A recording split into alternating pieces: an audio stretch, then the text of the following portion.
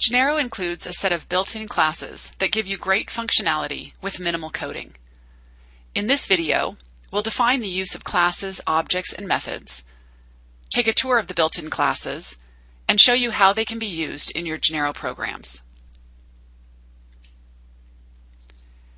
Built-in classes are predefined object templates provided in the runtime system. Each class contains methods that work like global functions, allowing you to manipulate the domain that class manages. You can change appearance, behavior, etc. The classes provide the benefits of object-oriented programming, but without the hassles. The classes are organized into packages. They are base, UI, OM, OS, and util.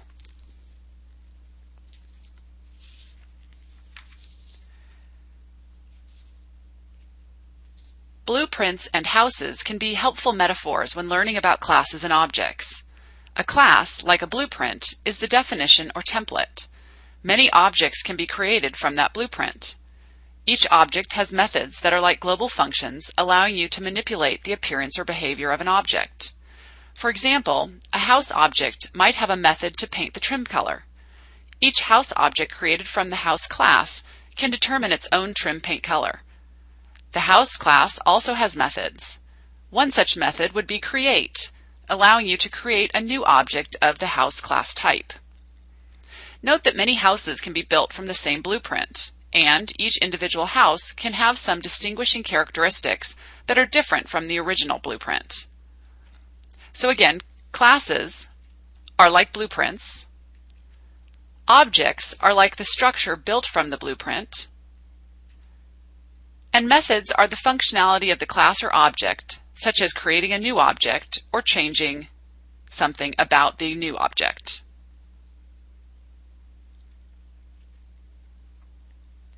Here we have an example of using class and object methods from Genero's Window class.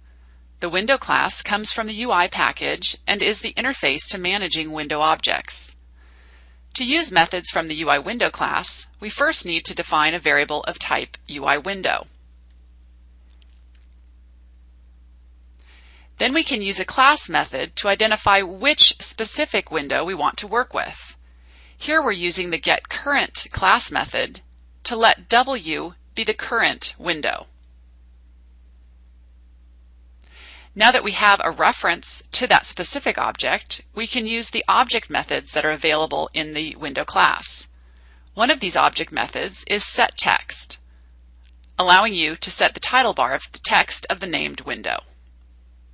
You could also query for object information. There's also a getText method that would allow you to get the text of the current window.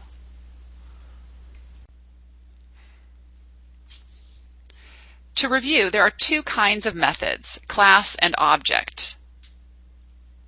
In this example, we're using class methods. The first one here makes a call to base application getArgumentCount, getting the number of arguments in the current application. Also, as we saw on the prior slide, we could let W, our defined ui.Window object, equal a specific window, which is ui.Window getCurrent. Object methods require you to first identify which object you want to work with. You do that by defining a variable of the class type, then either using a create method to create the new object, or, as in our window example, use a class method to get a reference to an existing object, such as getCurrent. Now that you have a reference to W as a specific object, you can use the object methods in the ui.Window class. Methods are used very much like you would use a global function. As you can see here, we're simply making a call to w.setText, the method name, and providing the value required for that method.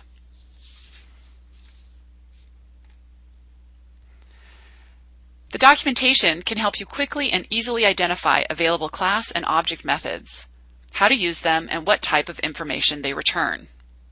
Let's take a look at how the documentation is organized, and then we'll go on a tour of the built-in classes. The documentation is organized in such a way that you can find all of the information on the built-in classes located here. Again, the package name prefaces the class name. Now in the example we looked at ui.Window, so let's take a look at how the documentation is organized for that. First I'll show you the syntax and then the methods. Notice that the methods are partitioned into two sections, class methods and object methods.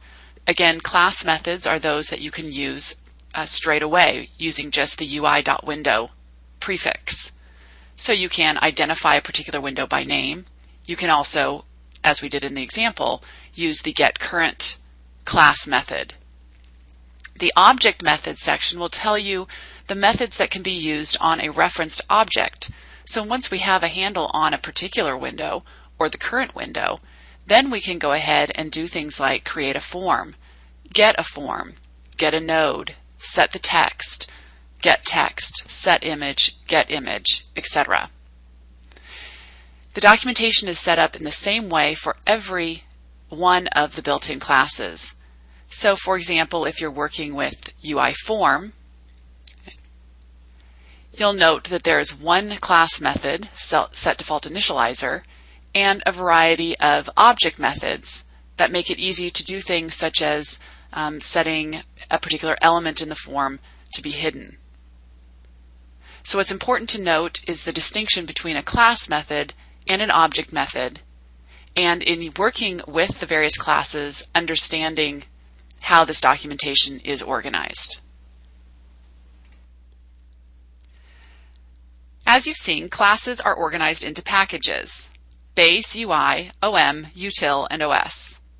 Now that you know how to distinguish between the usage of a class method and an object method, let's take a look at the built-in classes and see what kind of functionality is available to you.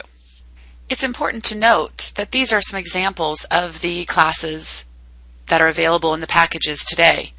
New versions of Genero may have additional packages, additional classes, and additional methods. The base package includes the application, channel, string buffer, string tokenizer, and type info classes. The application class is used for application internals, and an example would be getting the argument count of the application. The channel class is used for basic read-write functionality and file communication. An example method would be openFile to open a particular file given the path and then the flags depending on what you want to do with the open file. String buffer allows you to manipulate character strings. A good example of a string buffer method would be to uppercase. String tokenizer allows you to parse strings and extract tokens, and one of the methods in that class is count tokens. And type info is the serialization of program variables, and a method there is the create method. Let's take a look at an example of using the base package. Here we're using the string tokenizer class to work with a source string. So our source string is A, B, C, D, E, F, G, H, I, delimited with a pipe. And again, our source could come from anywhere. Here it happens to be referenced in our code. Now we want to let toke, which is our variable that references the object, equal base.stringtokenizer.create. So we're going to create a new object that is using the source as we've defined, and we're providing the delimiter. Now we have a new string tokenizer object that is referenced with the name toke. Now we can take a look at the tokens in that object. So while toke.has more tokens, here's a method again from string tokenizer, but now is a object method that we're working with. Display toke.nextToken. So this program will simply output A, B, C, D, E, F, G, H, I, one after another. The while loop ends and the program ends. The UI package is for the user interface. It includes the interface, window, form, dialog, and combo box classes. The interface class is used for the manipulation of the user interface. An example method is load toolbar, allowing you to load a toolbar into the interface of the program. The window class is the interface to window objects, And as we saw in a prior example, we use set text. You can also set the image for a window or the icon available for that window. The form class is the interface to the form objects, and one of the example methods is set element hidden, allowing you to name a specific element in the form and hiding it or showing it depending on the value of the set element hidden. The dialog class allows you to interface to the interactive instructions such as construct, input, input array, etc. And one of the helpful methods in that class is to set action active, allowing you to name an action and enabling or disabling it depending on how you want it to be working when the user is in one of those interactive instructions. The combo box is an interface to the combo box objects. One of the methods in that class is add item, allowing you to add items to the list in the combo box. In this example, we see the usage of two classes in the UI package, ui.Window and ui.Form. We're defining some variables to hold references to a window and to a form, along with some other standard variable definitions. Once we've opened the window with a form, we can let W equal the current window, as we saw in a prior example. Then we can let F, our form object, equal the window getForm method. So the result of the getForm method on this window object is the form that we want to use. In effect, it's the current form. Then once we have, again, a handle on the current form, we can use any of the form methods. We're setting the customer store name to be hidden when the user is in this input statement. So again, you can see the difference in using a class method versus an object method, and also important to recognize what each method returns. So again, looking at this let f equal w.getForm line, recognize that the getForm method of the window class returns a reference to a ui.Form object, which is why we're holding it here in this f ui.Form typed reference variable. The OM package stands for Object Model, and it has classes within it: DOM Document, DOM Node, Node List, SAX Attributes, SAX Document Handler, XML Reader, and XML Writer. The DOM Document class is used for manipulation of the DOM data tree. An example is create from string, creating a new DOM document from a string as supplied in the method. DOM node provides an interface to manipulating the nodes of a DOM tree. One example in the DOM node class is set attribute, allowing you to set the attribute of any named attribute and set its value to any value available. Now the set attribute can be used on any DOM node, so you can get a reference to the node in the tree. You can set its attributes. Node list holds a list of selected DOM node objects, allowing you to make a reference to a group of objects or a list of DOM node objects. And one of the methods that you'd use with node list is getLength, the length of the list of nodes. SAX attributes is available to manipulate XML element attributes, and getLength is a method of that class. SAX document handler allows you to write an XML filter, and one of its methods is to start a document. XML reader and XML writer. First reader allows you to read and process a file written in XML, and you can do things such as get the attributes of that XML file. And XML writer allows you to write out XML documents to different types of output.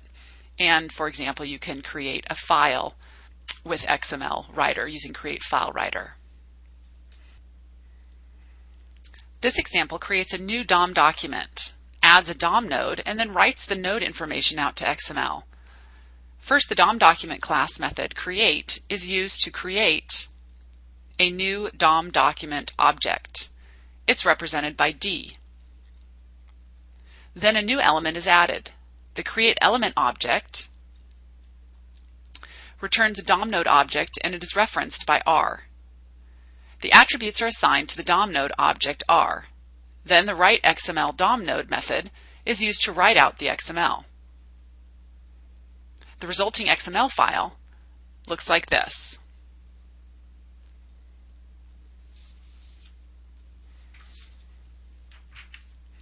There are also some extensions that are the util and OS packages. In the util package, you have a math class that allows you to interface to all the standard mathematical functions. For example, random number generation. The OS package includes a class called path that allows you to manipulate files and directories. For example, getting the directory name for a file.